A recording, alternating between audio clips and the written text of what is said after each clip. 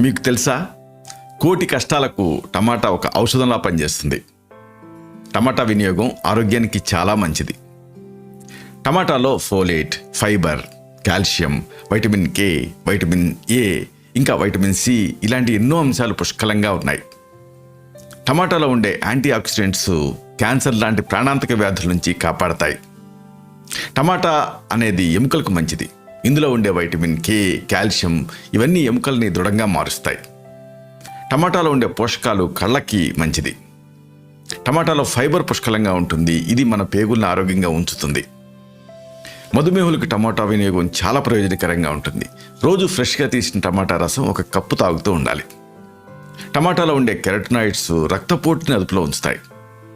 టమాటాలో రోగనిరోధక శక్తిని పెంచే పదార్థాలు ఎన్నో ఉన్నాయి. కాబట్టి మీ ఆహారంలో టమాటాలు ఉండేలాగా చూసుకోండి.